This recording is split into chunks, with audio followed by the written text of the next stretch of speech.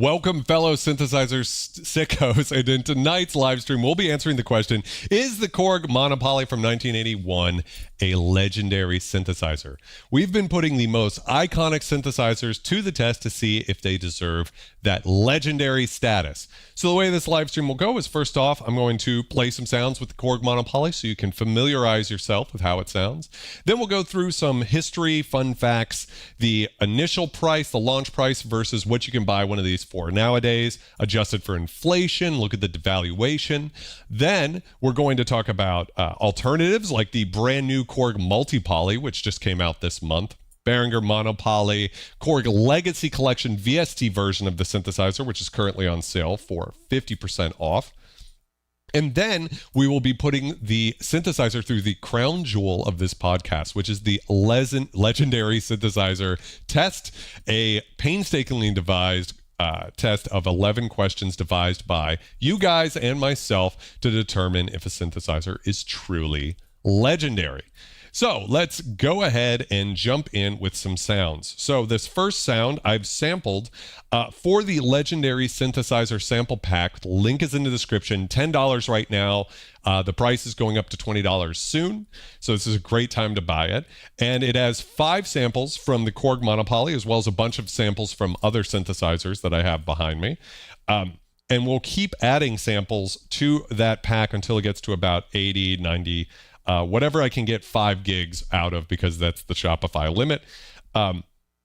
And this first patch I called Mona Lisa Overdrive because I'm pretty sure it is almost the sound that Juno Reactor used in Mona Lisa Overdrive for the Matrix Reloaded score. In my mind, I know Juno Reactor had one of these, and this sound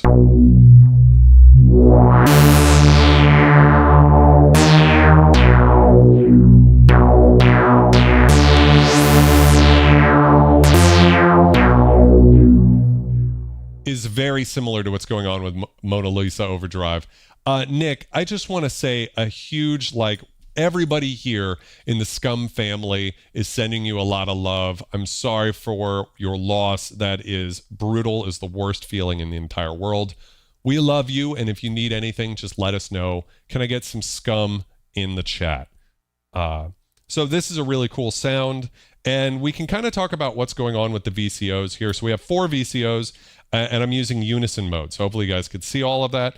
We can actually turn these down, and we can just hear one sawtooth.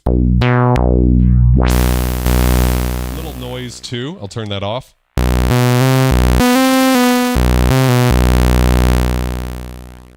Very bright, very cool sound here. Actually, surprisingly bright. I suppose if I turn the resonance down, we get more of that thickness there. Thank you guys for that in the chat. I really appreciate it. So these VCOs are actually the SSM 2033s. They're unique to this synthesizer. We have a triangle wave too.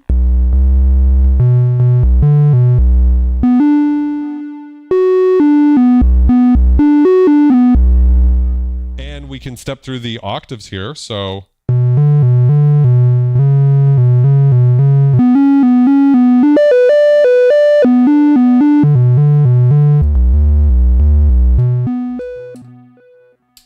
which is actually very cool and sort of the gimmick of this synthesizer. We have pulse width, so we can just control the width of the pulse here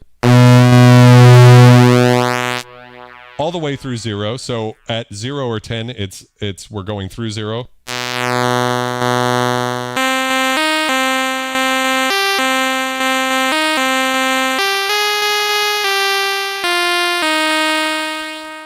Yeah, very beautiful. And of course, pulse width modulation. So if I move it into a poly mode here, so this is really the trick of the synth, is that we have multiple oscillators, 4 oscillators that can be used paraphonically, right?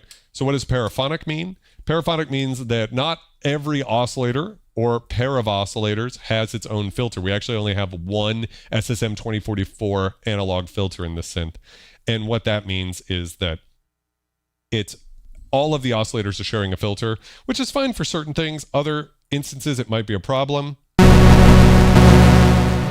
Let's go ahead, and I think you could hear one of the problems with this synth immediately, which is that it's easy to go out of tune. Oh, and the pulse width here.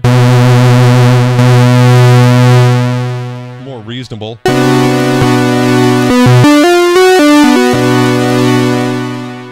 me look in here and make sure I'm not clipping. It sounds a little clipped in there. Yeah, I don't know why that's quite so loud.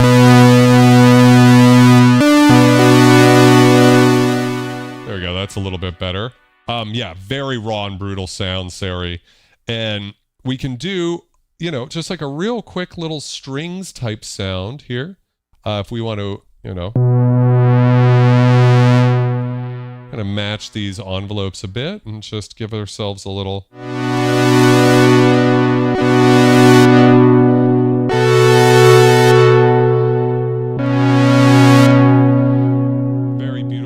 of sounds, and very raw, very analog, and these oscillators do go out of tune pretty easily.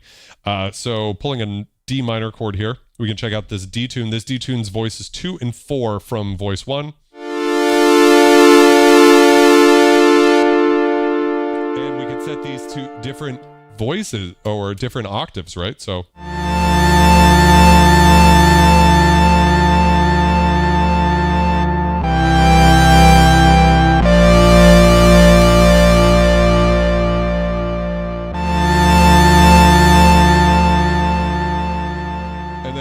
what a lot of people love about this synthesizer is the arpeggiator, which can be set to this really cool full mode. And what that's going to do is it's going to step through these VCOs, which can be tuned to different waveforms, right? So we could set, say, the third waveform to a triangle wave and the first one to a saw wave, something like that.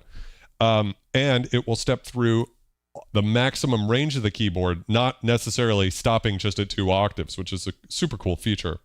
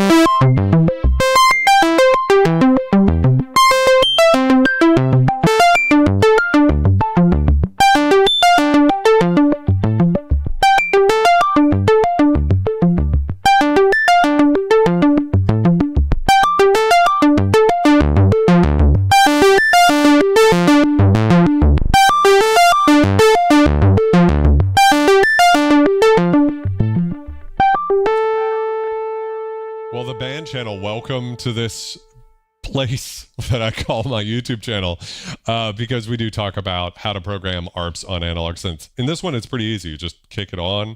You choose between full 2 octaves or 1 octaves, and then we can go down, up, or up, down, right? Not super complicated. Sari got Uli's version a year or so ago, was busy other stuff, and not turned it on in 6 months. Now I will have to.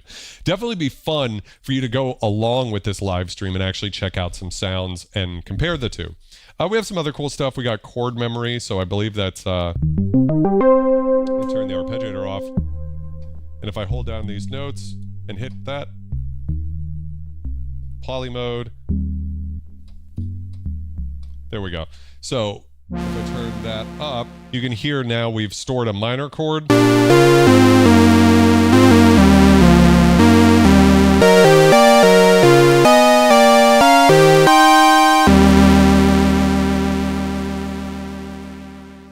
Which is a very cool thing you can do with a synthesizer like this. A bunch of other synths have this capacity, but at the time there wasn't that many things. Yeah, the Behringer monopoly version, we'll get into it, but the filter from the factory was not right.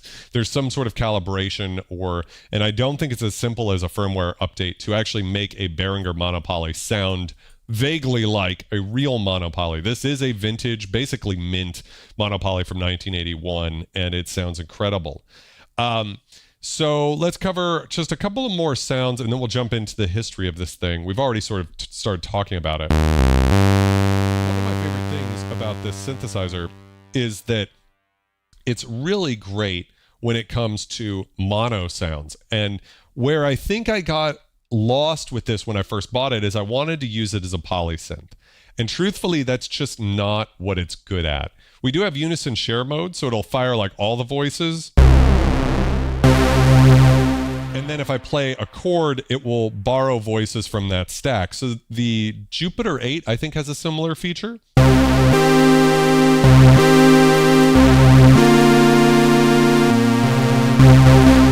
So it's still firing this low note.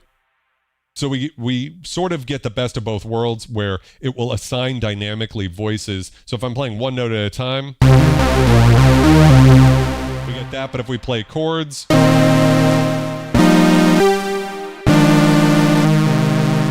right, it will split those oscillators up and allow you to play chords, which is probably the better way to use them. Tripwell, welcome to the stream. And yes, I do think the monopoly from Behringer sounds pretty much as good as the Korg monopoly. There's certain things about this that are, of course, going to sound, you know, it's a legendary, well, we'll see if it's a legendary synth. To me, this might be the first legendary synth that we review on this stream. I just think it sounds incredible. So yeah, it's got analog noise. You can make your own hi-hats and drum sounds with this. I've also done a stream that's worth checking out if you like the monopoly on how to make sounds from the Alien movie franchise. And I was shocked at how flexible it is because it is kind of an experimental synth in the sense that it has these different VCOs. So for instance, something we could do with this is if we turn one of the waveforms onto a sawtooth wave for the modulation generator, which is just Korg speak for an LFO, we can then go into this and create sort of a pluck sound with the filter, which is cool. Right now it's routed to the pitch, but if I put it to the VCO,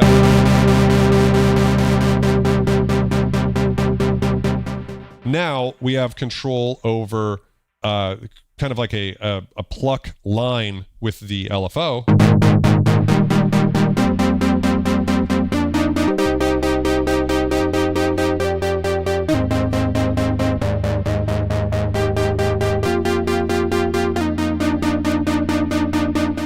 And you can see it's stepping through these VCOs, which are at different octaves and different waveforms. So we're getting a really interesting complex sound, more than you would just normally get. Now, if I put the arpeggiator on, let's go ahead and do something like that again. Let's latch the arpeggiator.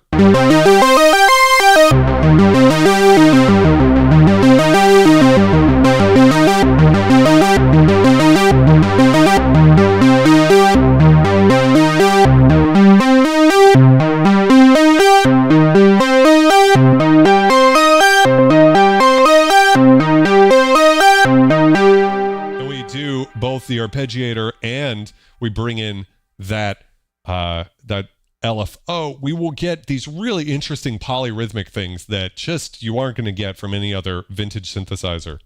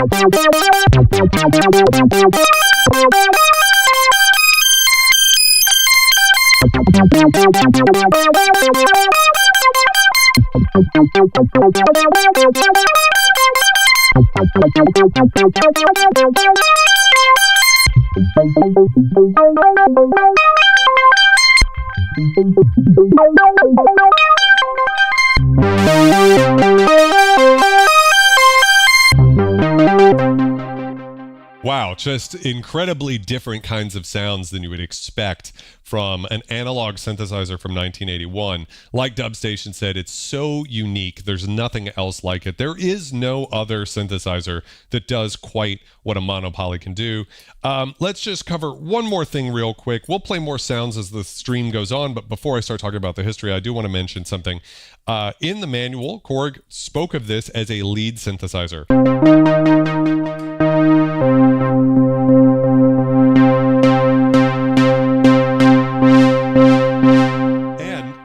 Part of that is the effects that are built into it. So the first one we have is the hard sync effect. So what this does is it slaves this other VCOs to VCO 1's tuning.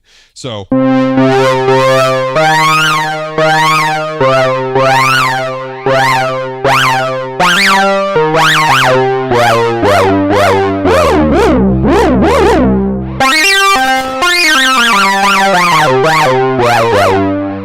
So that's this famous sort of, really, I think the Prophet 5 put that sound on the map, but it does a really good sort of sound to it. Yo, we got Ed from Earth in the chat. Shout outs. Can I get some scum in the chat? Really great sound. And you'll notice that we have single and double modes. What this does is it slaves either all of the oscillators to VCO 1, I believe, or it slaves 2 and 4 to 1 and 3. So it does sound different.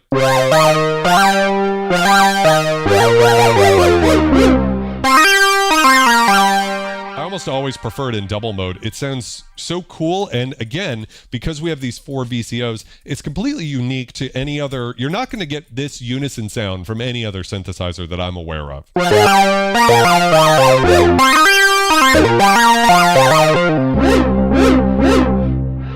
And we can transpose quickly here.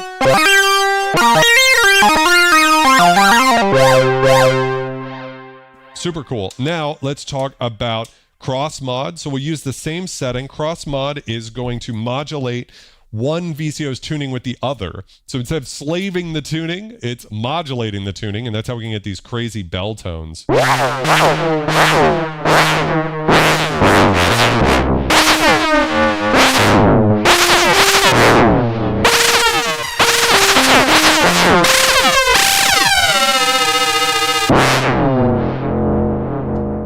We change the envelope shape, we could get.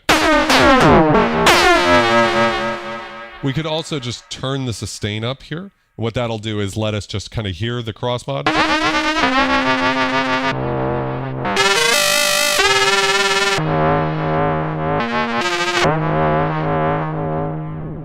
Putting it into. He gets some really actually rather beautiful tones out of it.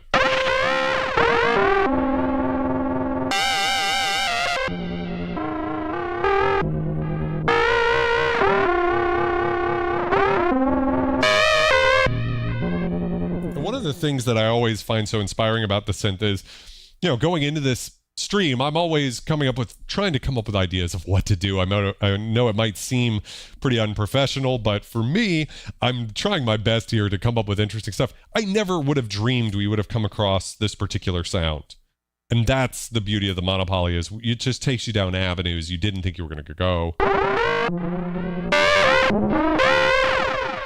We can put that into double mode.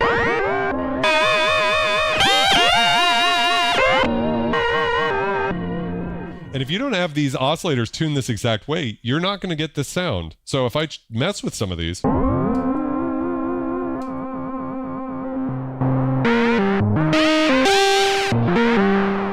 a much more reasonable sound out of this.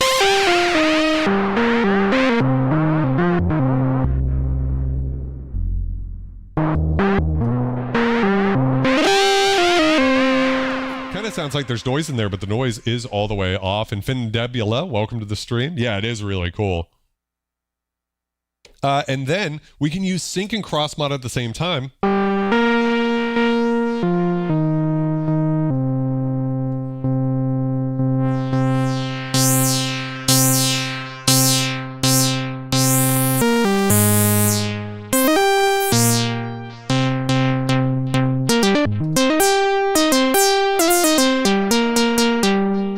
Totally different types of sounds, you know? One of the things that's so crazy is, like, most analog synths from this time are very warm, they're very thick, they're beautiful, and just, they're like a fuzzy blanket you cover yourself with. But they're not particularly bright, you know? They're not cutting through the mix. This has, like, brightness.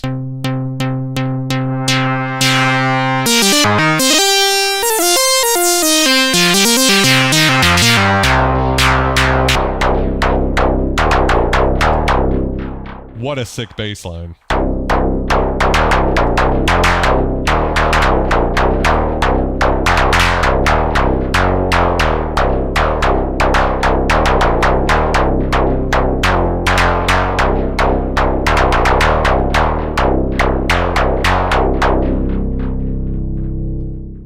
And that's without even getting involved with the filters. That's enough to get started with what this thing sounds like. We'll play some more sounds as we're going. In fact, I think I'm going to set up just like a nice poly sound. And it looks like you can leave the effects on even when you're playing polyphonically. Oh, that's beautiful.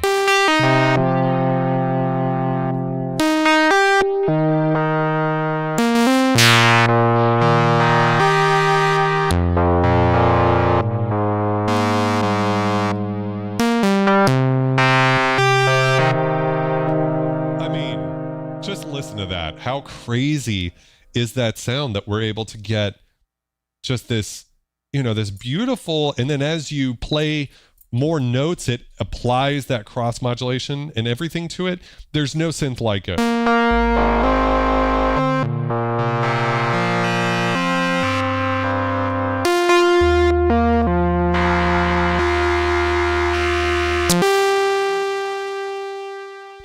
Just beautiful, right? So this bad boy came out in 1981 during the golden age or golden era of synthesizers. It was designed to be an affordable alternative to more expensive polyphonic analog monsters like the Roland Jupiter 8. What else came around? We had the Prophet 5, which came out a few years earlier. We had the Oberheim OBX, which I think came out the year previously. So it sort of splits the difference between the analog polysynths, like even the Korg Trident, which came out the year before, splits it between that and an analog monosynth. So up until this point, there were monosynths, meaning you could play one note at a time, and polysynths, meaning you could play multiple notes at a time, and string machines, meaning you had you could play more than one note, but you only had one filter. So the monopoly really is a cross between all three of those in the sense that it's not a string machine. String machines have a specific sort of sound to them.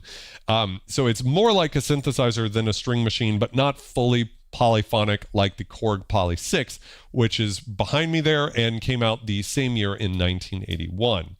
What I've always thought is fascinating about this synth that doesn't get talked about enough is that this 4 VCO type thing, VCO meaning voltage controlled oscillators as opposed to digitally controlled oscillators, which came out, when did the Juno 60 come out?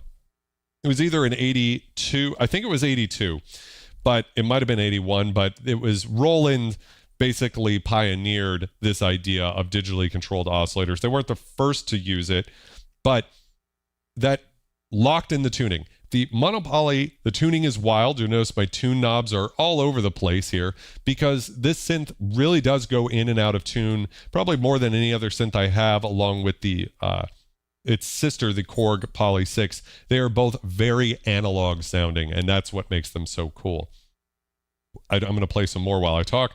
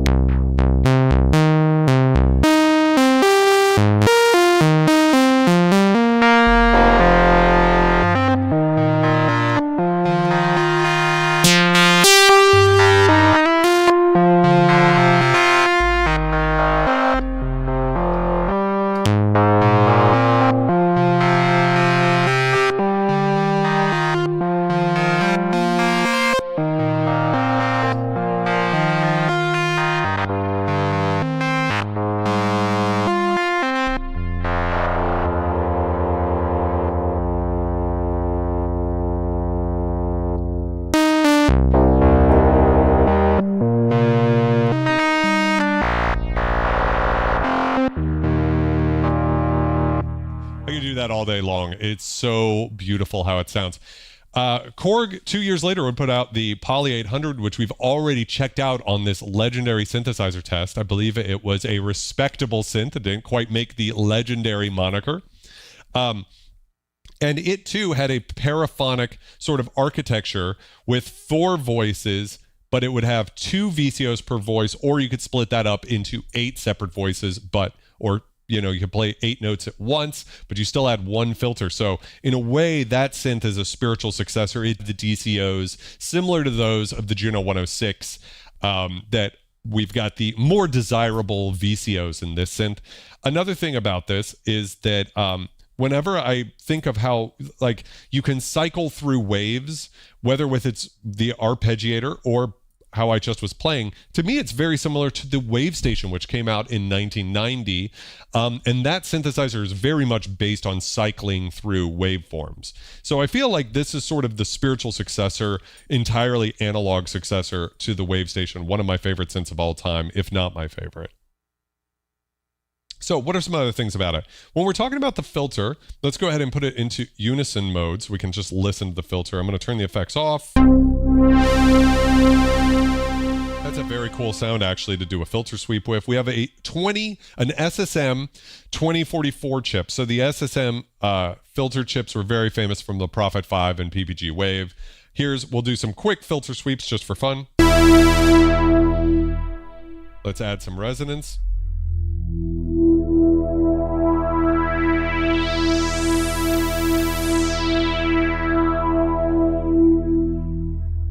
So smooth, completely analog, and it goes into full self-oscillation very easily.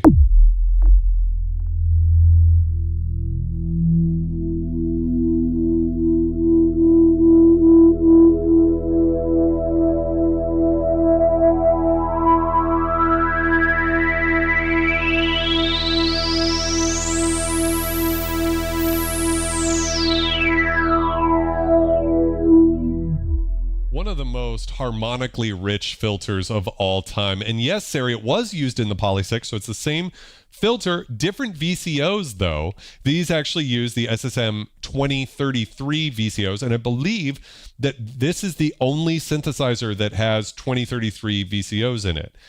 Correct me if I'm wrong in the comments, but I believe this is the only one. The SSM filter chip was also used in the Kwai SX240 that I have behind me. The EMU Emulator 1, very famous synthesizer, or sampler, I should say.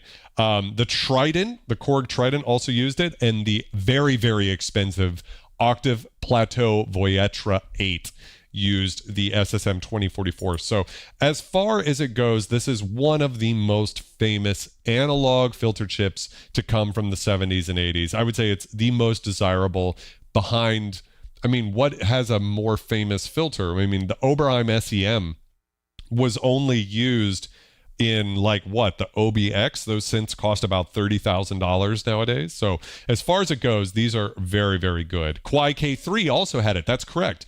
That's very much the case. Yeah, I think we're going to anoint this as the first legendary synth we check out on the stream, but we'll see. We'll see if it passes the test. That's the fun thing about coming up with hopefully an objective test, or as objective as we can be.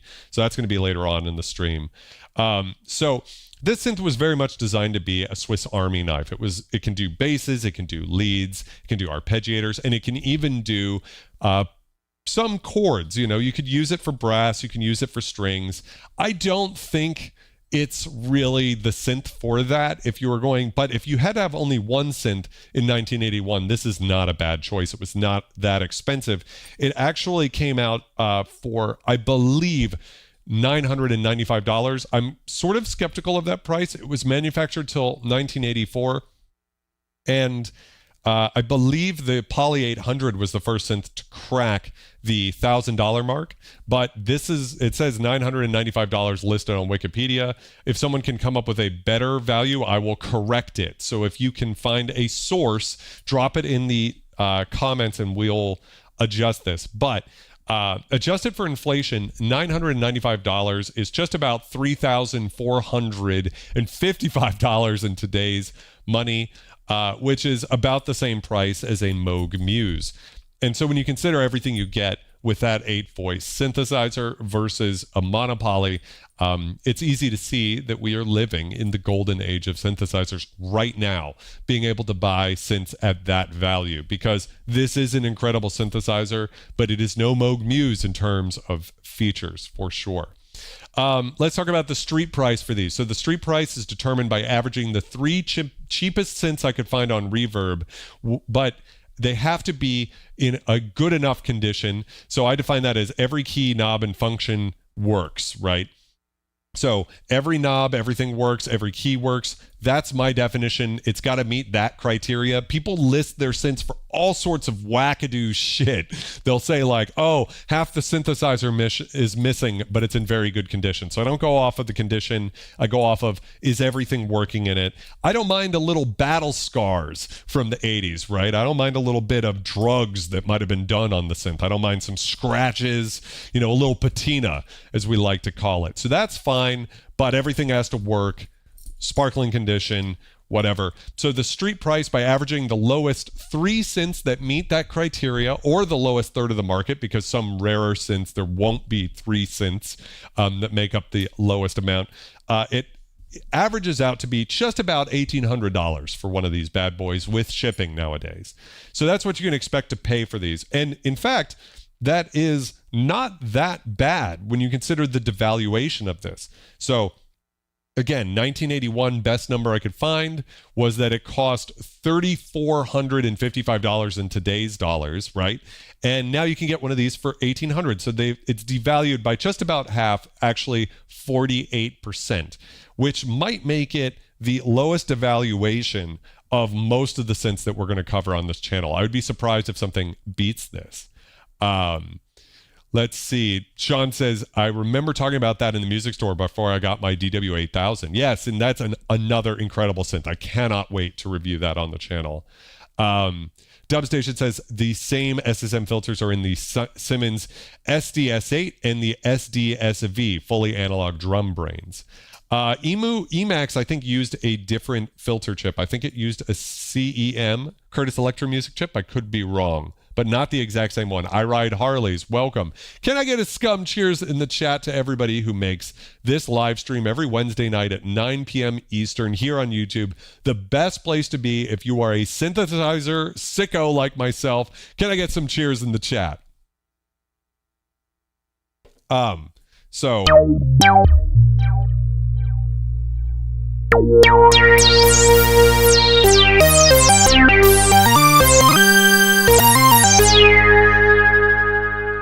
really great, just ringing sound. And you can just hear for bass lines.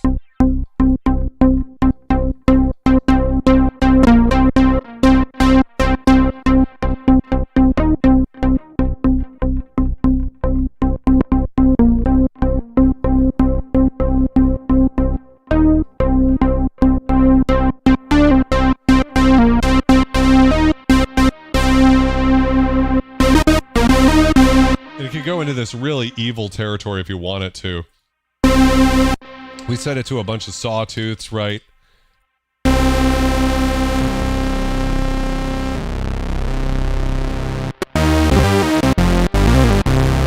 You can do these crazy big saw sounds.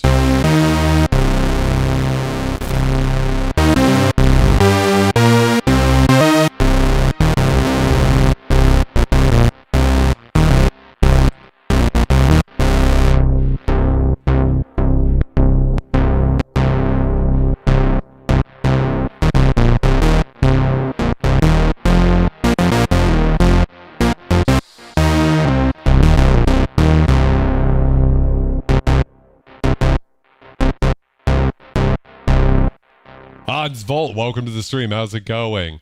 Synth Sonic, welcome. How's it going? Welcome, welcome, welcome. Oh, that makes sense. I didn't know that in Infundibula. That's pretty crazy. I'm surprised I didn't, but you learn something new every day. Just a shout out to the community on this channel because y'all know so much more than I do. I'm lucky enough to be the one here doing this, but it's really the community where the knowledge is at. So let's talk about the market. A lot of times this era of synthesizer is sort of like, oh, digital was coming, but no one really knew digital synths were going to take over in 1981. That was 1983 when the DX7 came out. So this truly fits into the golden era of analog synths. I sort of define it roughly as 1977 to 1981. That might seem like a very short amount of time, but it was around 1982 that we started getting synthesizers that are the so-called, people call them the late 80s synths, but really they're from 82 to 86. We enter a different era of analog synths that are more chip-based. This, of course, uses chips too, but this sounds really warm and analog. The era from 82 to 86 is sort of defined by synths that have DCOs like the Juno 106, or even the VCO-based synths like the Jupiter 6 from Roland. In the we start getting more hybrid synths, like Korg puts out the DW8000 in 85, right? So really, when you're talking about like an all analog synth, something that doesn't have almost anything digital about it except maybe Z80 chip to store presets, that's 77 to 81. So this is right at the end. It's truly a one knob per function synth. There's no presets. There's nothing digital about it. And that really is a cool thing. $1,800 is not cheap, but it's also not that expensive when you consider what it is. So very much. Let's talk about software and hardware alternative. So the first thing would be the pretty damn good Korg Legacy Collection VST of this. So as far as for all of you producers who like the sound of the monopoly, but you don't want to buy a big old piece of hardware and lug it around with you, the VST version is good. I don't think it sounds exactly like it, but none of these alternatives will. Nothing's going to sound exactly like a monopoly. If I had to rank of the three alternatives that I know of, how the sound of the VST, I would rank it second behind the Behringer monopoly, which you can get for $500. So the VST is $50 for 10 times that amount, but a little more than a quarter of the price of a vintage one. You can get a Behringer monopoly, and I think it does sound very good. As I mentioned earlier, there is some tuning issues with the filter. They didn't get everything right with the release of the Behringer monopoly, so I would suggest if you want to buy one, just make sure it comes up to spec, because it should be able to get pretty bright. You guys have been able to hear that. So it's a pretty bright thing. DJ Crystal Love, welcome to the stream. How's it going, my friend?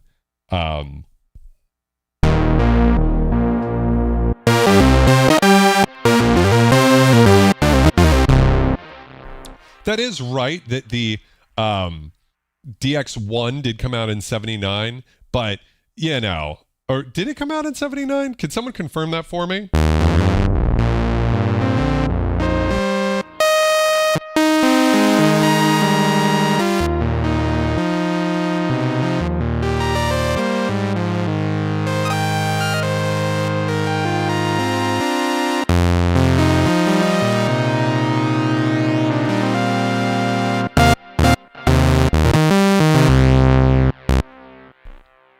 So, yes. Can we talk about software? So yeah, I would say the VST won't sound quite as analog as the Behringer version, which is of course an analog synth.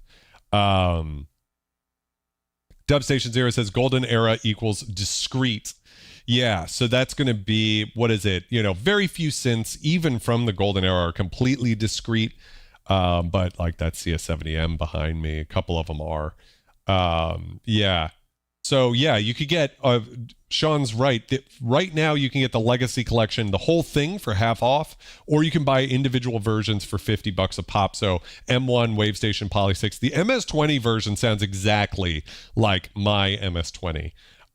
Really good. Yeah, DX1 was released in 83. Yeah, so digital synths. Now there was, of course, the Synclavier came out before the DX7. So, and the PPG Wave is a hybrid synth, but it came out before. So there was some inklings of digital, but no one thought it was going to take over the way it did in 83.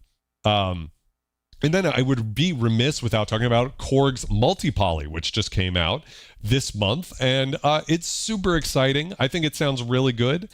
It's not a monopoly product. Korg has this bad habit. Most egregiously, the mod wave has the DW in it, emphasized as to imply that it is somehow a relative of the DW8000. Korg DW8000 is a hybrid synth. Mod wave is a entirely digital synth and a very different beast than the mod wave. I'm sorry, than the DW8000. And I think the multi-poly has some crazy voice amount, like 128 voices or something like that. I think it sounds really good. They implemented this digital voice card emulation, so it's an even better analog emulation than you're going to get in any of their other products when it comes to virtual analog, including their King Korg Neo, which didn't come out that long ago. I'd be pretty pissed if I had bought a King Korg Neo. And it sort of shows some heritage to the monopoly in that it's got like 4 oscillator layers, but it's not a paraphonic synth. It's not a particularly analog sounding synth, although it does virtual analog pretty well. I wouldn't expect it to sound like the monopoly really, but it is a cool synthesizer. And as far as Korg's modern digital stuff behind the Wave Station, Wave State, I would say it's the coolest of their modern digital things that have come out. Yes. So let's see here. Yeah, the DX7 came out in 83 for sure. Wave Station, the plugin is amazing. I love that so much so that sadly I use the Wave Station just as a MIDI controller for that plugin because the plugin just has so many more sounds than you're likely to get. I do have an H-Card 101, which has a crazy amount of sounds on it too. But yeah, I just think that's pretty much as good as it. Yeah, GX series came out 79. That's correct. That sounds more right.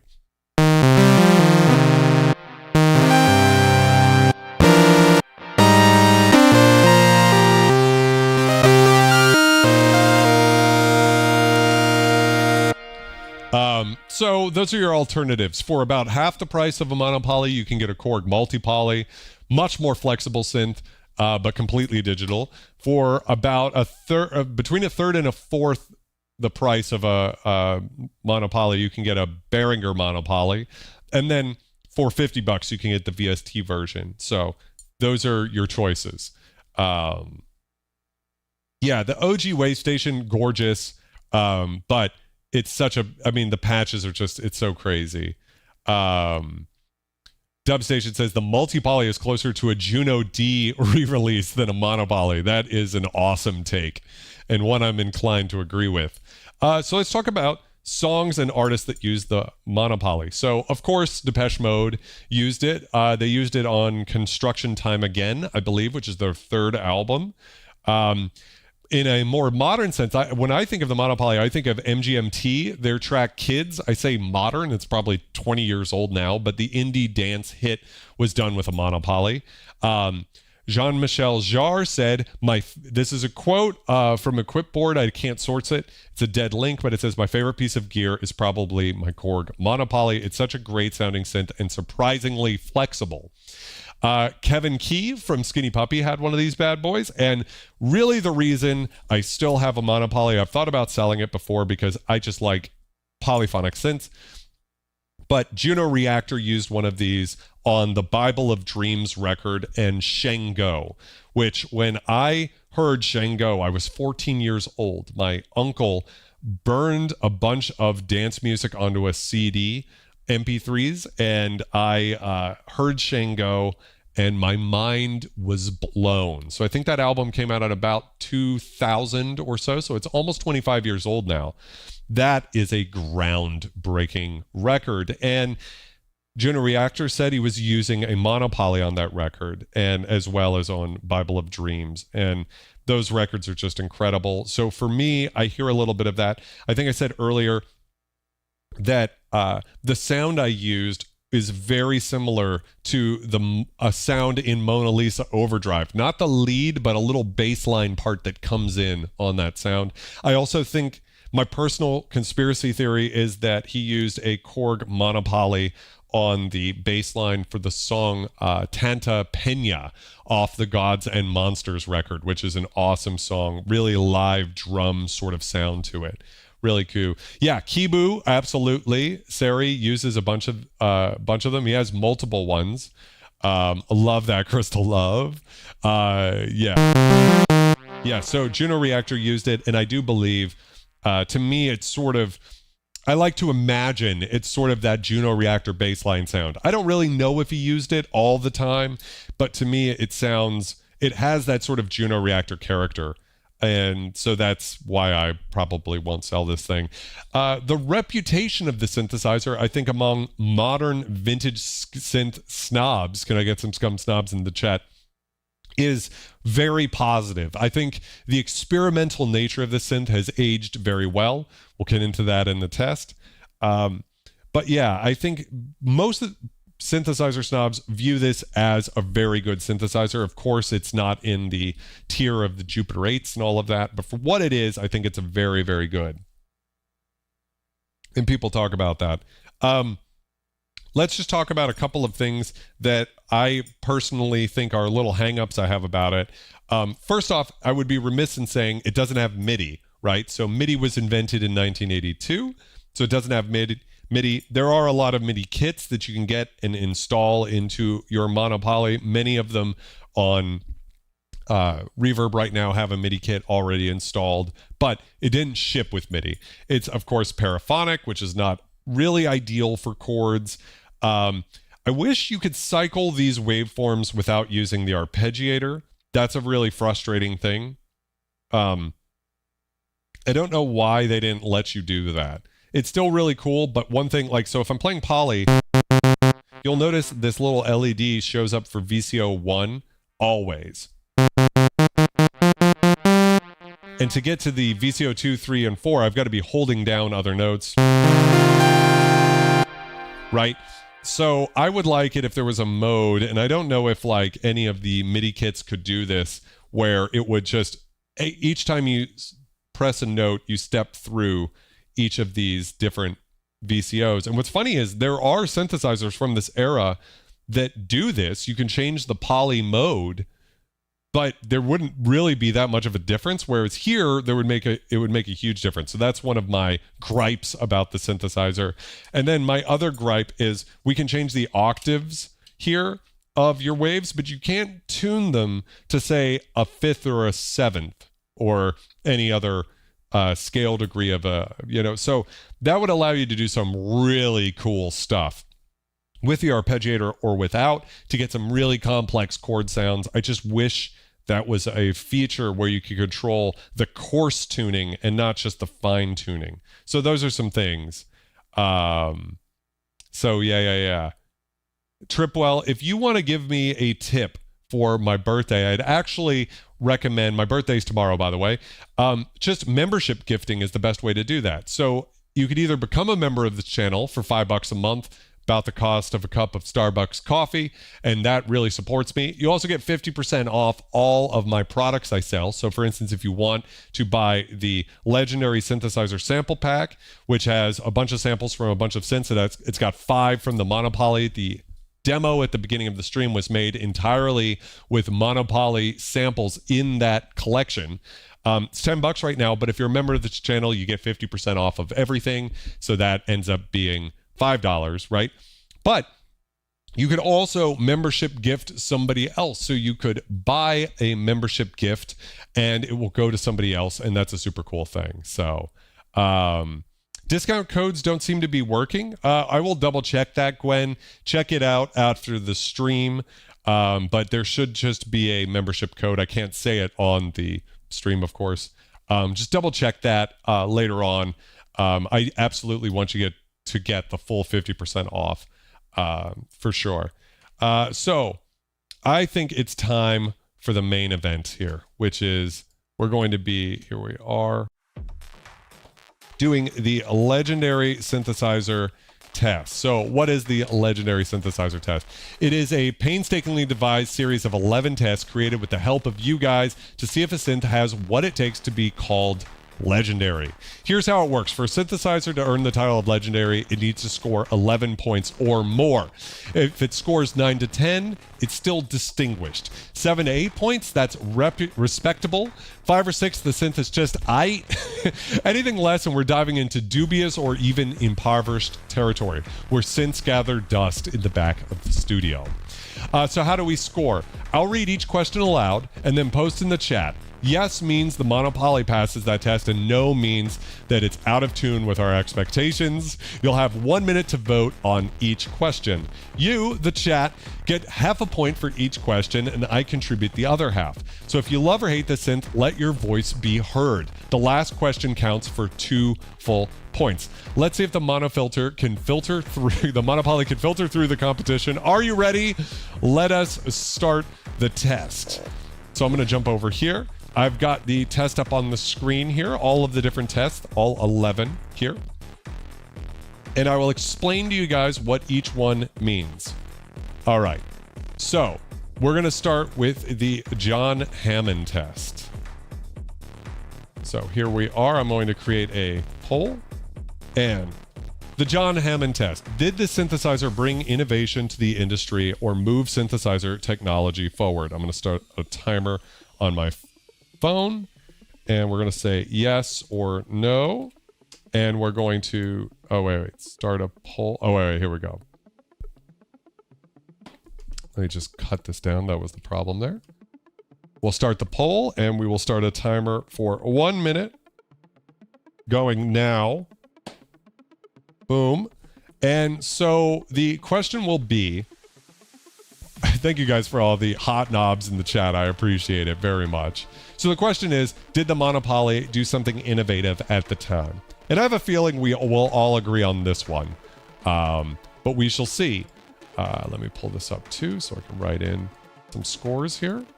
So the idea here, if it's not obvious, is that we're going to be contributing points here to see if it can pass all of these different tests, and we will be grading it based off of that. So we got 20 seconds left, so get your answers in on the chat. I have a feeling it's interesting what the results are right now. Cheers, guys. Mighty Pinto, welcome, my friend. How are you doing? We are just talking about the Monopoly, a very cool synthesizer, and we're doing the vintage Legendary Synthesizer Test. So that was our minute. 83% of you guys said, yes, it does move the synthesizer industry forward, and I do too. There's never really been a synth quite like this, so I think on that basis alone, it counts. Jumping over to the next test. We're going to drop this in the chat. Let's start a poll.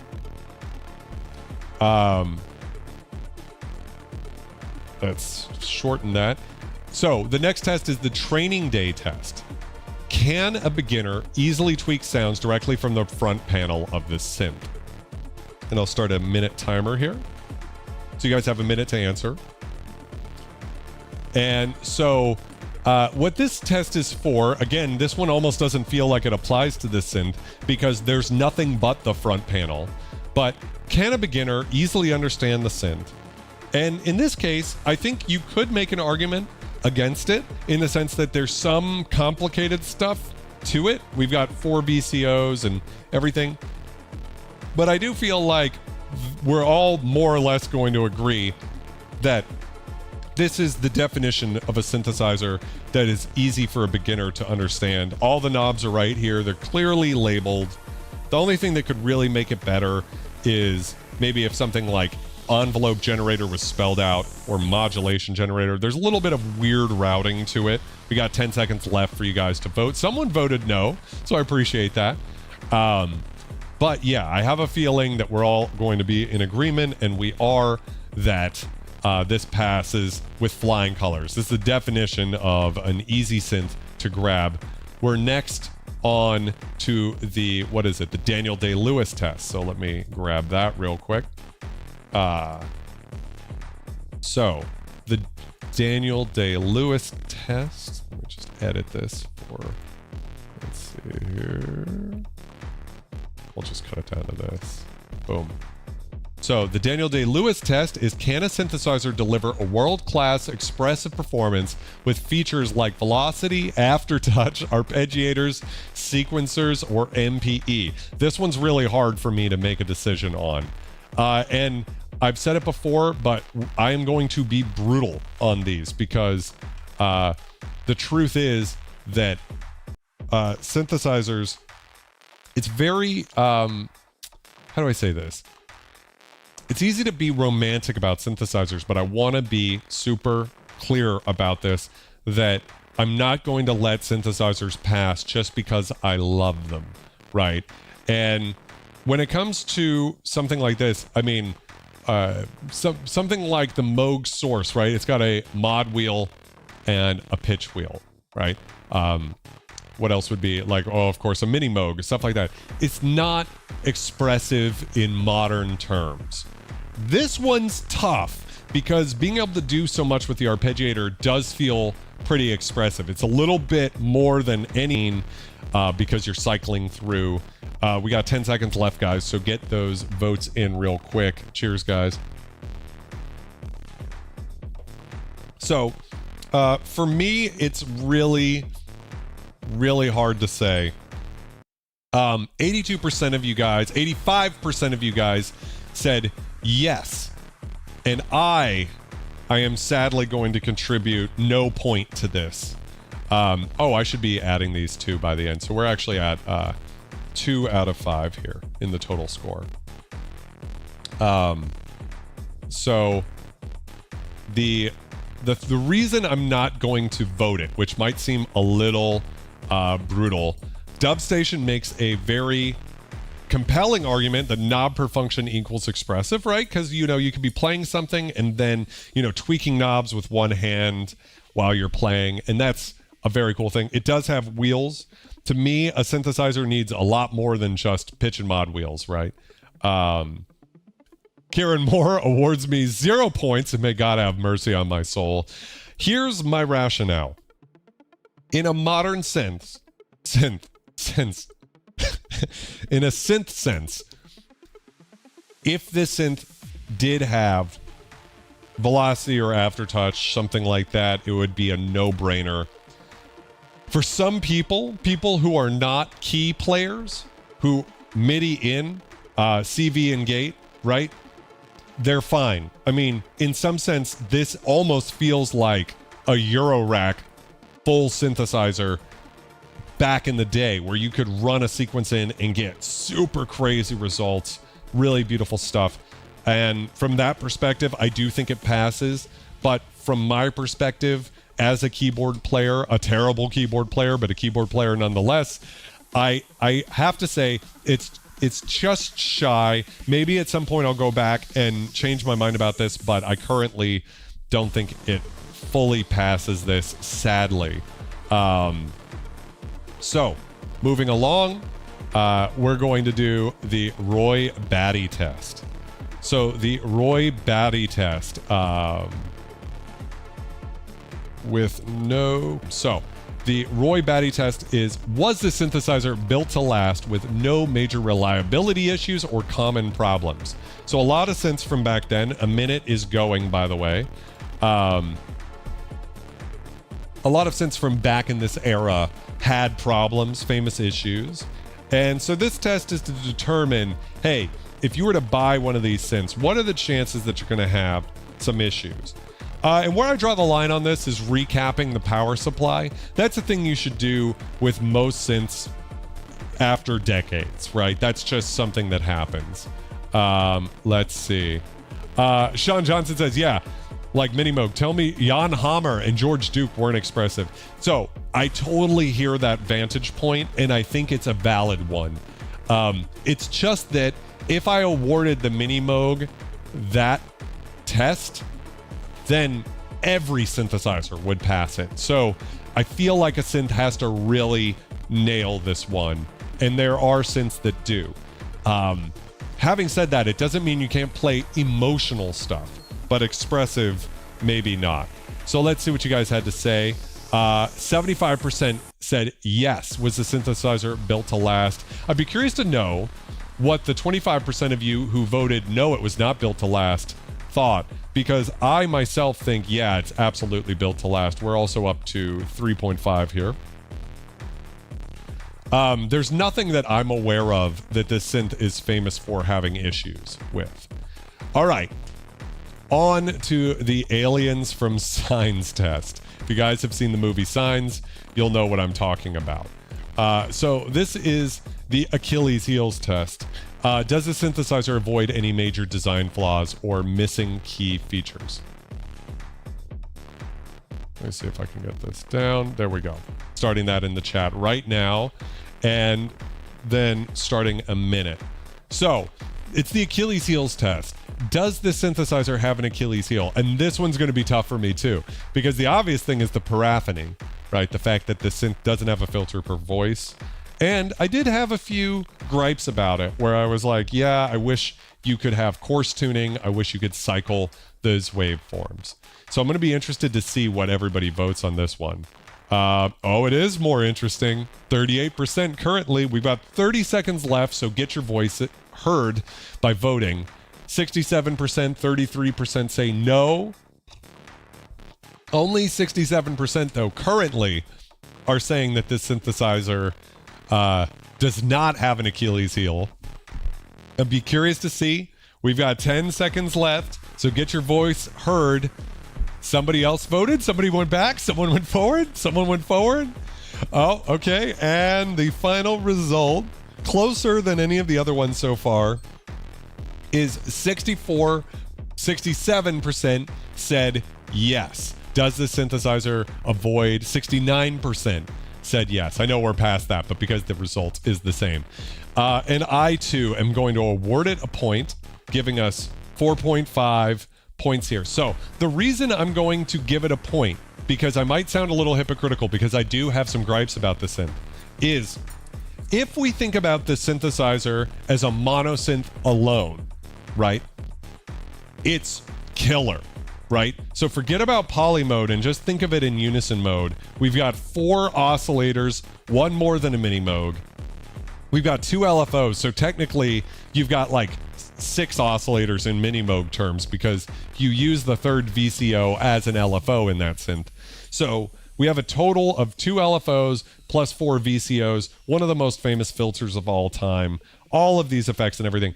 It is a incredible mono synthesizer, and then you can kick it into poly mode if you want. So it's, when it comes to that, it's I'm gonna vote that it dodges this for me. Let me see if anybody's caught up here. Let's see, better than a poly 61. So what do you mean by that, Kieran? That the poly 61 is less expressive?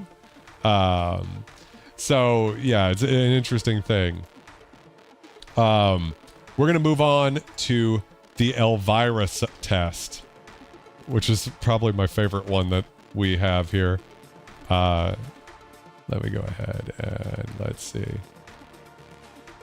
So everyone knows the most important part of how a synthesizer sounds is how it looks. Does this synthesizer rank among the most beautiful or iconic in terms of aesthetics? So what's important here, not 10 minutes, I want to put a timer on. Timer starting now for 1 minute. What's important to point out here is, that was Roy Batty. Poly 61 does have some issues, yeah. Misvoted.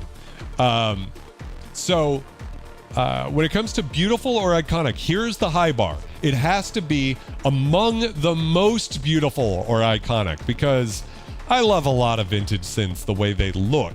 But does this synth actually get over that hurdle into the likes of the Jupiter 8, the Kawai SX240, the ARP Quadra? What are some of the other most beautiful synths? So yeah, that's the question. And we'll see what people say about it. Because for me, yeah, Sari, the DX7 is beautiful to me, but it would fail the test in my book. I would put any black box synth. It's hard to say. I love the Roland D50. I genuinely think it looks better than most. We've got, the poll is over right there with 87% saying that it's it passes the test, and I agree it passes the test in my book too. So that's 1, 2.5, 3, 4, 5.5. We're up to 5.5 here in the total score.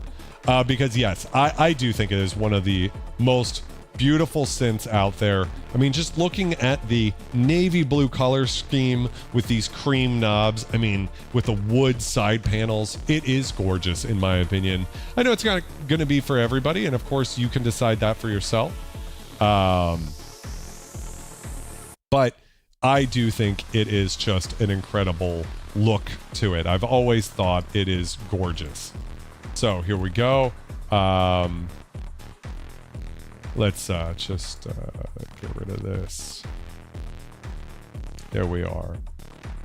We're going to start the Dale Cooper test. The Dale Cooper test is the synthesizer versatile enough to handle basses, leads, pads, and textures without being too limited, or in the case of some synthesizers or romplers I'm thinking of, too unfocused. So this is a Goldilocks test. I'm starting the minute timer. So the way this works is a synthesizer sometimes is so focused on a certain thing. Best example would be like an ARP Selena. It does strings incredibly well, but you can't use it for bass or lead. So even though it might pass every other Legendary Synth test, it would not pass this one. It can't be, it's not versatile enough to handle bass, leads, and pads. This one's interesting because I do not love this one for something like strings, but I don't know if I would say it can't do them. It just isn't quite there compared to something like the Poly 6. Nick Destruct says, I don't know why I was obsessed with the look. I attribute it to me liking the board game Monopoly, and the Park Place and Boardwalk Blue was always like the places you had to get. That is true for sure. Yeah, who said no? She's sexy, DJ Crystal Love says.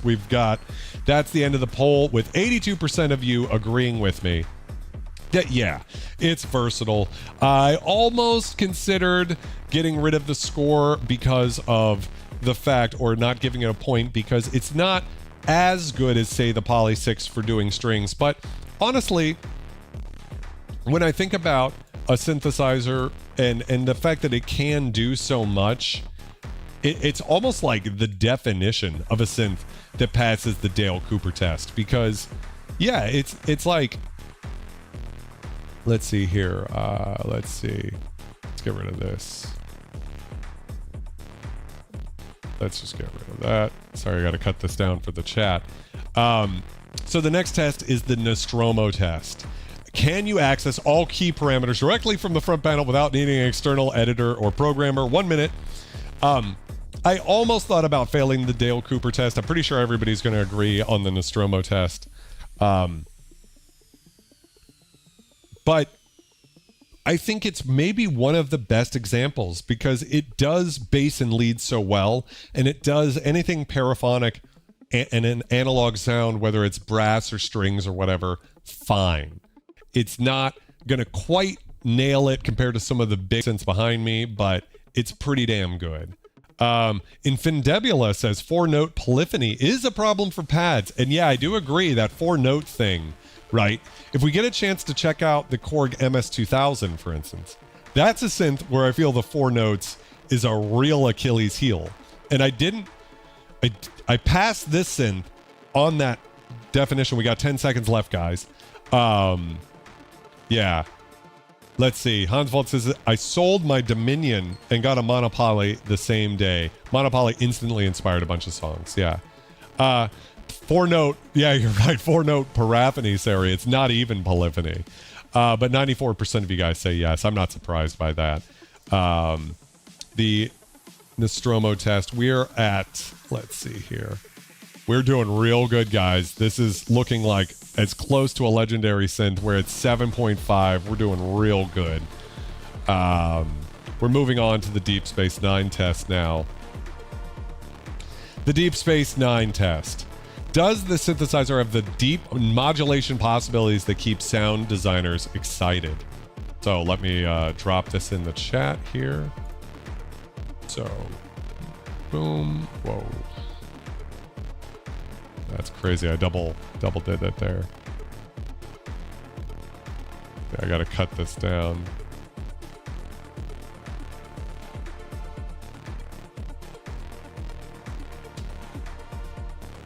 Sorry, I can only post a question that's 100 characters long. So one more time, the Deep Space Nine test. Does the synthesizer have deep modulation possibilities that keep sound designers excited?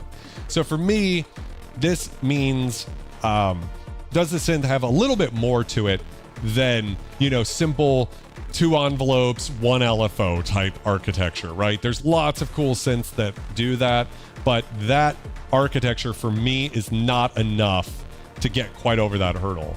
Hans Poly, that's hilarious. Yeah, Hans Volt certainly is a monopoly homie. You got a lot of good tracks that have the monopoly on them.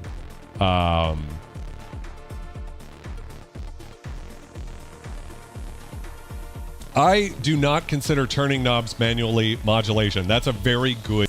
So for me, turning knobs alone, I'm talking about, I guess, automatic modulation. Someone in my comments a while ago was like, if a synth has a width knob, it has pulse width modulation because you're modulating the pitch, right?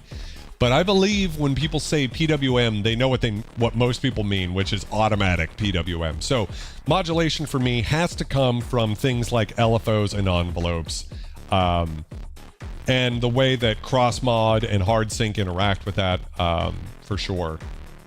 Twin Cities, welcome to the stream. How's it going? The question is, does the Korg Monopoly have deep enough modulation possibilities that keep sound designers excited? This is interesting. We're at 57% and the poll just ended. So that is a very close call. And what's interesting here is I might need a second to think about this. So I'm going to put a 0.5. I'm going to think about this one because this is very like on the line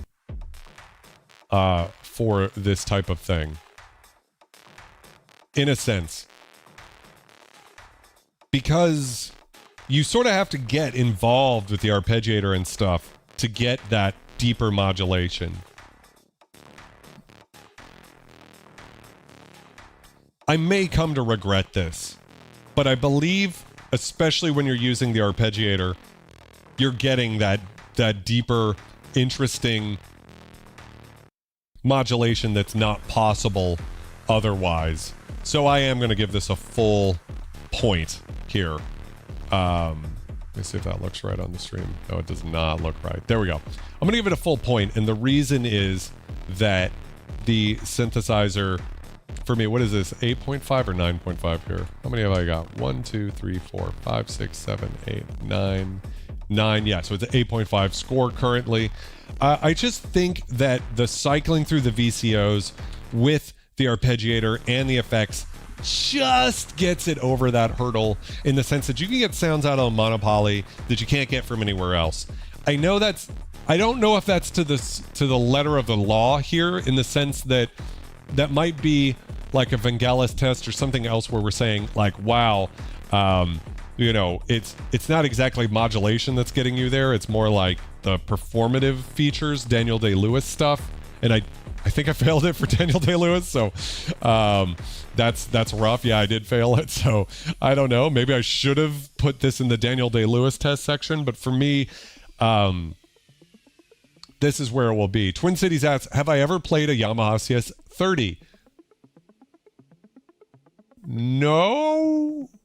I may have played one at KnobCon. I certainly, if it was hooked up, I did, because I tried to play all of the synths that Synth City had out there in Chicago, and they had a beautiful CS30 that I still covet to this day, but I have not had one in the studio. So that's an interesting point there. Kieran's getting close. Yeah. So Hans, I have a question for you while we're at this point in the test. Which synth would you say has deeper modulation capabilities? The CS30 or the monopoly? And then I want to know, in terms of expressiveness, which you would consider more expressive. Genki says, I will say the legacy emulation isn't as good as the hardware. I agree. I think it's good. I think it's good enough, but I don't think it's perfect. Yeah, so CS30, 100%. That would be my guess too, for sure. Let's go ahead and do the next question. This one's looking real good, guys.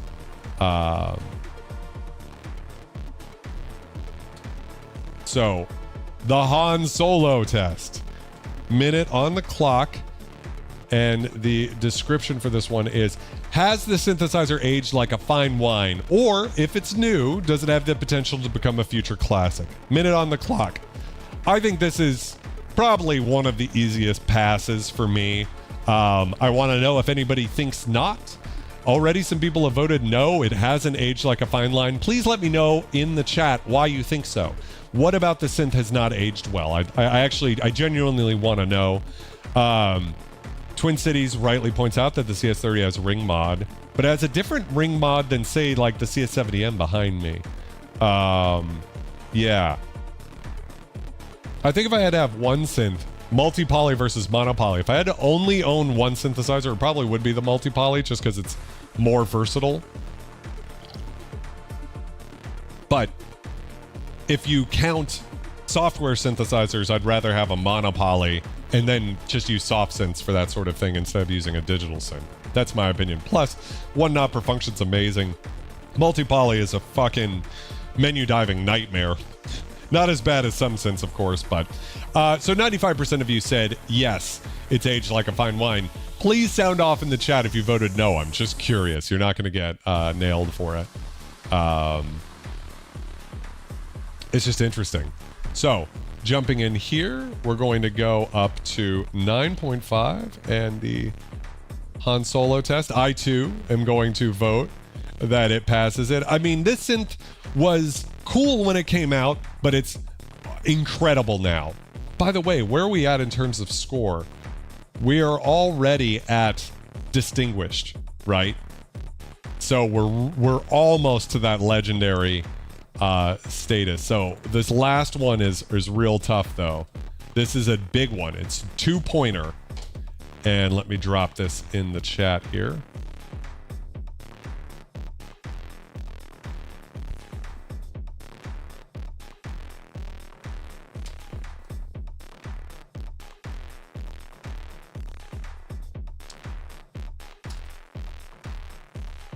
So I'm going to just dropped it in the chat here. I'll read it off to you, the full version. The Vangelis test for 2 points. Do the raw oscillators and filters of the synthesizer have that magic quality without needing effects to sound good? So you guys have a minute on the clock.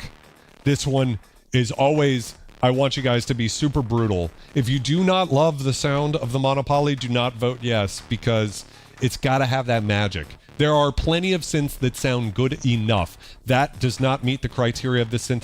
This synth has to pass the high bar of being one of the best sounding synthesizers. And does it get there? So let's see what the chat's saying. Mark Anderson, Vintage Synth, welcome. The Bear Crew, very good reason to get one. You can also get a MIDI kit for one of these guys for about $200. I do think, Kieran, that the VA filters in the multi-poly sounded really good too. Let's see here. Synthsonic says the filter alone gives a yes for me. Uncle Jerry's World agrees with Kieran. Twin Cities likes doing strings with this, so I haven't had... I would go to another synth before I would go for strings. We've got 10 seconds left, guys. Does this synthesizer have... Does the sound of the synthesizer have that magical quality? Boy, I spelled that weird in the chat. Anthony says definitely 100%. And I, too, have to agree that it does, which is pretty crazy. So with 2 more points, that means that, in fact, this is the very first legendary synthesizer that we have covered on this channel with an incredible score, 11.5, right? So just to cover that again, 11 or more points is legendary, 9 to 10 is distinguished, 7 to 8 is respectable. 5 or 6 in the synth is aight. That's probably where I'd put the Behringer monopoly. Anything less, and we're in the dubious or even impoverished category. So let's jump over here into the ranking now. So I'm going to jump over to the ranking here. And we can go in here and edit this. So we've got a decoration, an incredible legendary synthesizer here. So let's get that lined up. Boom, boom, boom, boom, boom. Our first legendary synth. So cool. So of course that's going to put it at the top of the list, right? So let's drop that in right there. And we need to do the price per point.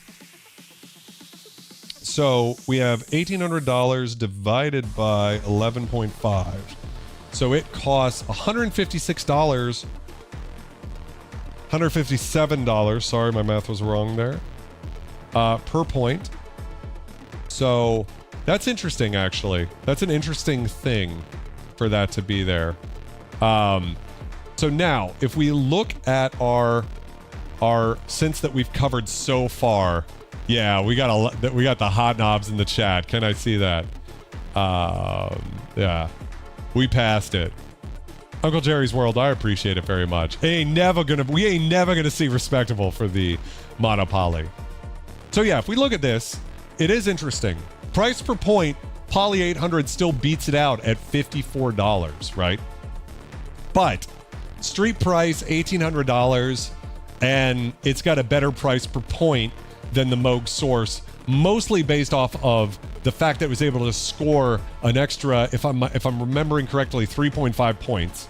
Moog Source, great synth, or I should say respectable synth. Misspelled the word respectable there. That's embarrassing, but that's, you know, how it goes. I think that's right now.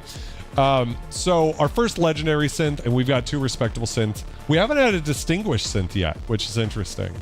No surprise that the Poly 800 will probably have the best price per point, which for me is the most important metric in a sense, because it's corrected for already for the decoration, right?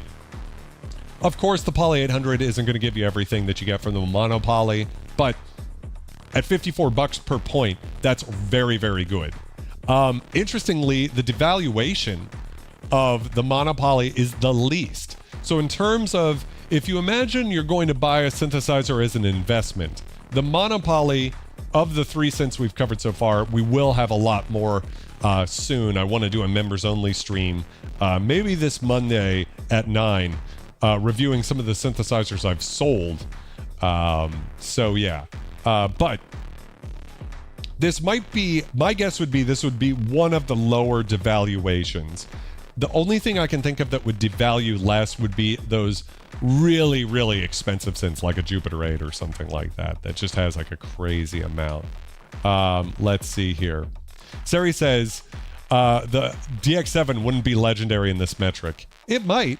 I mean, I don't know. It's an interesting thing. You're right, that would probably be distinguished or respectable would be my guess.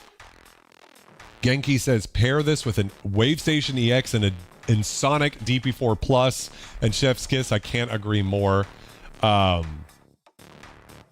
Ingolf says, by the way, Kibu did a great video, I've seen it, of a comparison of the monopolys and the Behringer monopolys. He has it's not exactly correct to say that the monopolys didn't sound identical, because one of his needs to be serviced, at least at the time of that video.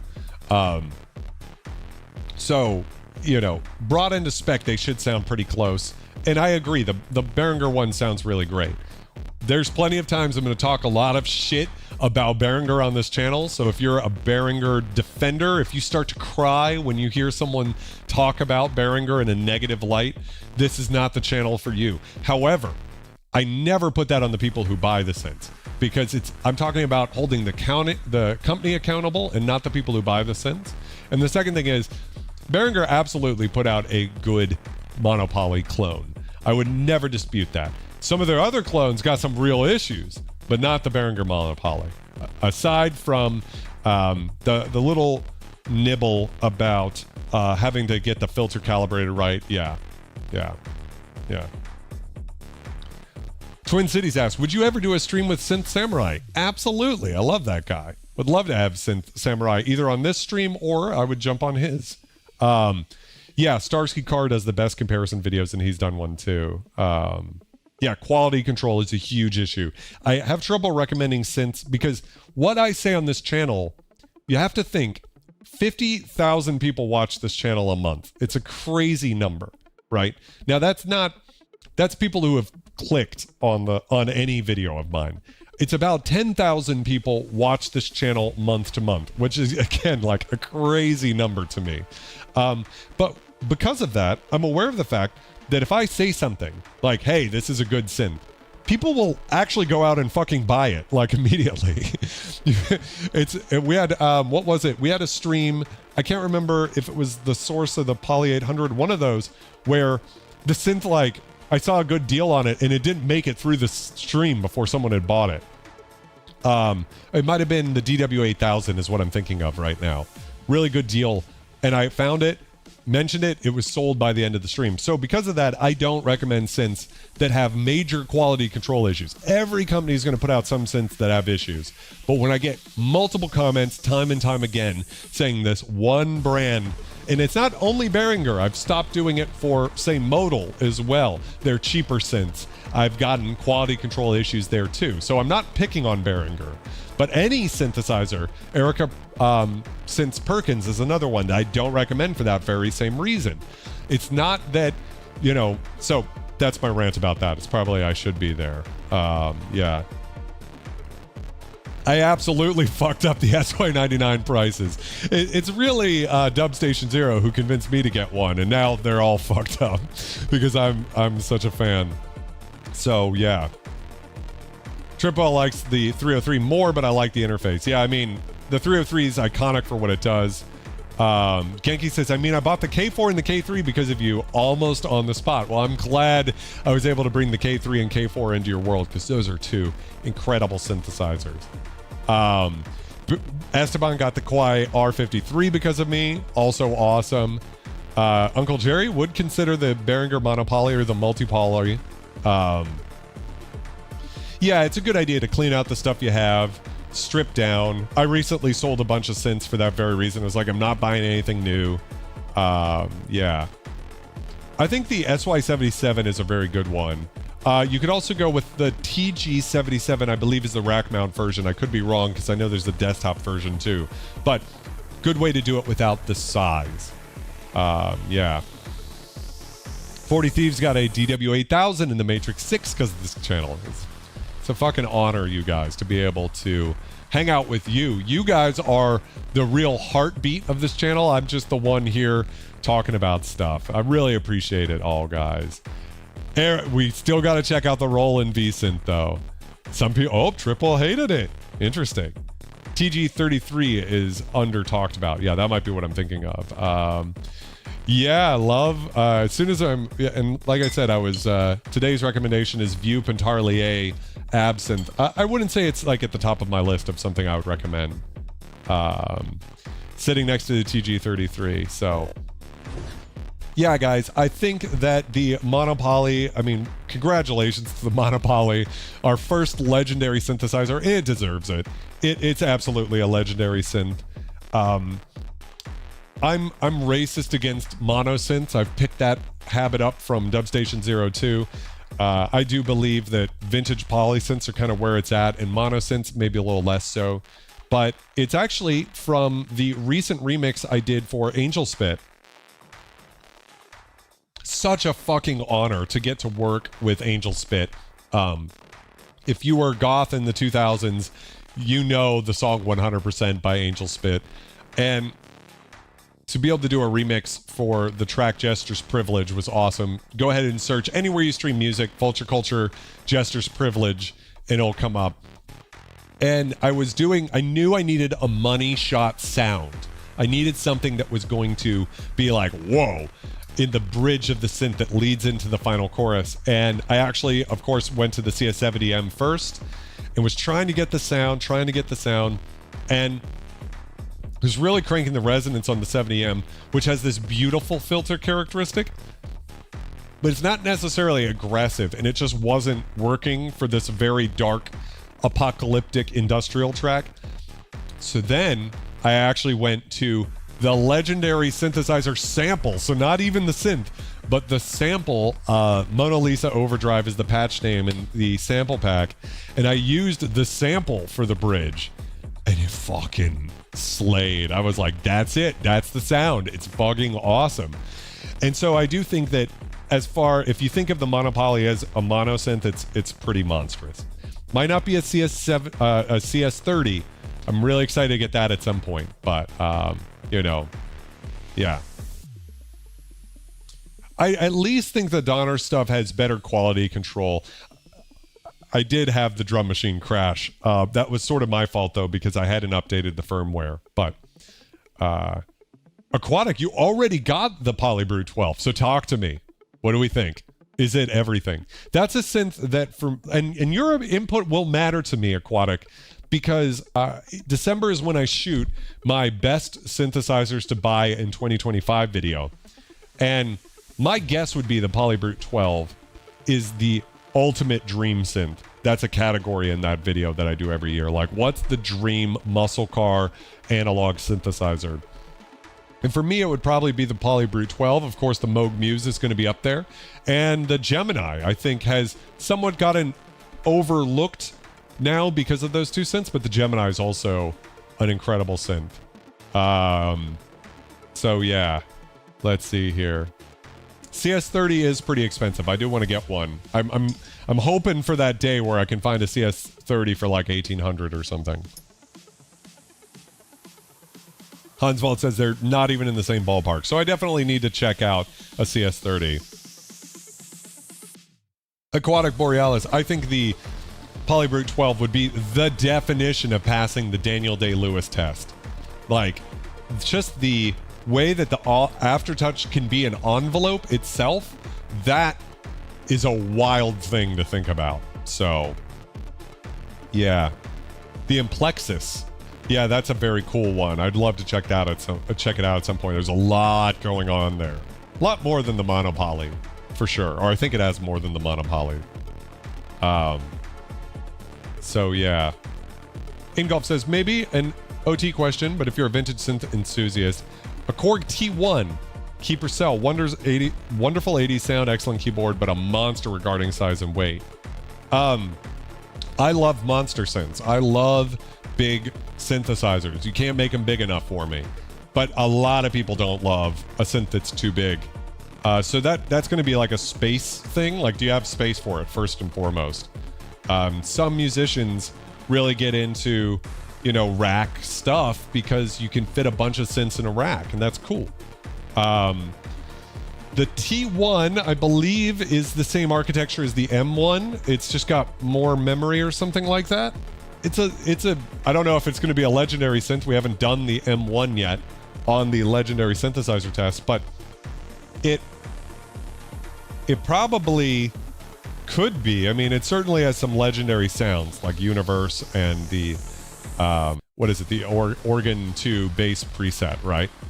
Which, by the way, those patches are in the Legendary Synthesizer Sample Pack as well. I wouldn't have too many Romplers, and I love Romplers. I just bought a fucking Rompler, just opened it up today. So maybe I'm a hypocrite for saying that, but I think most people could get away with one 80s or 90s Rompler and just stick with that. So it kind of depends on how many more you have.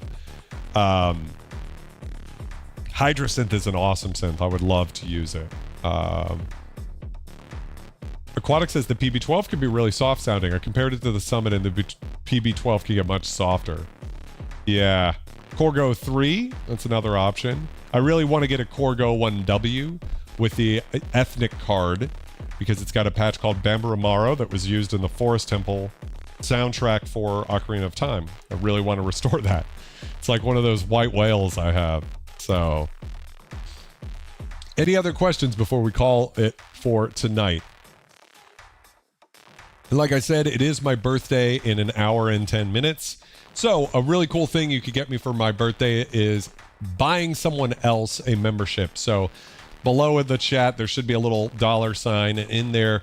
You can either become a member of this channel, but what's even cooler is membership gifting, where you buy someone else a membership. So it's a very altruistic and beautiful thing for you to do. Thanksgiving is coming up, so that's a great birthday present for me. And if you're a member of this channel or you receive a membership gift, you get 50% off all of my products. Diodes and Rust, my vintage industrial drum sample pack, my Korg M1 pad sample pack, 60 patches or 30 in it now. I'm adding more to it. Moog Source sample pack, and now the Legendary Synthesizer sample pack. So let's see here. Twin City says Taiga, Mantis, or Malevolent. I would probably say the Taiga, if I'm pronouncing that right. That's the Pittsburgh modular one. That's probably what I would go for. Malevolent does seem really dark. Thank you, Eternian. How are you doing, by the way? Sari says, O1W wave shaping is not bad, but modulation is limited. Yeah, for sure. Thank you, Hypothesis. Thank you, Ed. Thank you, Twin Cities. Yeah. I think that the Summit might eke out over the Polybrute 6 for me, but the Polybrute 12 is just incredible. For sure. So, all right. With that, I think we can call it a night. I'm not going to be partying too much. You know, I actually, my favorite thing for my birthday, I'm hopefully going to get a run in tomorrow. That's what I'm looking forward to. So I hope you guys have a wonderful week. Continue to be excellent, guys, and I will see you in the next video. I'll put one up on the screen for the previous Legendary Synthesizer stream. Have a great one, guys.